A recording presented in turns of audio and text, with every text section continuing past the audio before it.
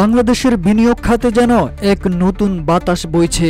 অন্তর্বর্তী সরকারের সময়ে হঠাৎ করেই আলোচনার কেন্দ্রবিন্দুতে উঠে আসেন চৌধুরী আশিক মাহমুদ বিন হারুন। বাংলাদেশে বিনিয়োগ উন্নয়ন কর্তৃপক্ষ বিডা ও অর্থনৈতিক অঞ্চল কর্তৃপক্ষ বেজা এর নির্বাহী চেয়ারম্যান হিসেবে দায়িত্ব নিয়ে দৃশ্যপটেই এনে দেন এক নতুন উত্তাপ। আত্মবিশ্বাসে ভরপুর আশিক চৌধুরী দায়িত্ব নেওয়ার পরপরই একের পর এক উচ্চাভিলাষী উদ্যোগে দেশি বিদেশি বিনিয়োগে প্রাণ সঞ্চারের চেষ্টা করেন।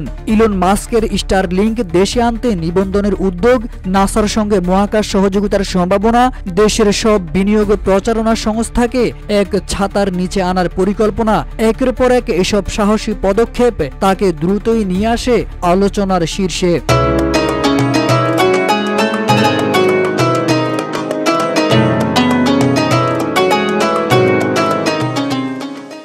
তবে সবচেয়ে বেশি আলোড়ন তোলে বিডার উদ্যোগে আয়োজিত আন্তর্জাতিক বিনিয়োগ সম্মেলনে তার দেওয়া উপস্থাপনার বাগ্মিতা ও ভবিষ্যতের প্রত্যয় তুলে ধরায় সামাজিক যোগাযোগ মাধ্যমে তাকে ঘিরে তৈরি হয় এক প্রকার আশিক ম্যাজিকের ভাবমূর্তি।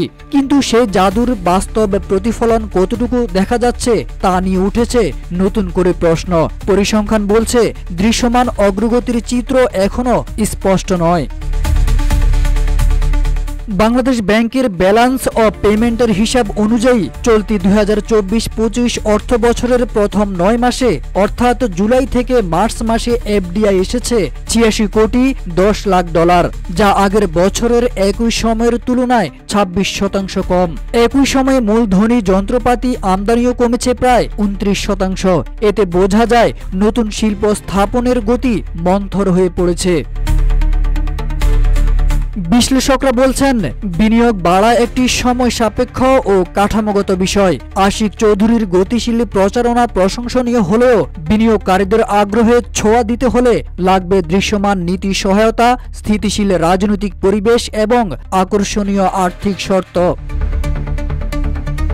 সব মিলিয়ে বলা যায় চৌধুরী আশিক মাহমুদের হাত ধরে বাংলাদেশের বিনিয়োগ প্রচারণায় পেয়েছে এক নতুন গতি, নতুন ভাষা। উদ্যোগের ঝলকে আলো জ্বলছে, আশা জেগেছে, তবে সেই আলোয় পথ দেখা এখনো অনেক দূরের গল্প। বিনিয়োগ আসার জন্য শুধু জাদু মন্ত্র নয়, প্রয়োজন স্থিতিশীল পরিবেশ, সুস্পষ্ট নীতিমালা এবং দীর্ঘমেয়াদী আস্থা। আশিক ম্যাজিক যদি সত্যিকার অর্থেই বাস্তব প্রতিফলন পেতে চায় তাহলে সেই ভিত্তি নির্মাণে আরও ধৈর্য, সময় ও কাঠামোগত সংস্কারে হবে মূল চাবিকাঠি।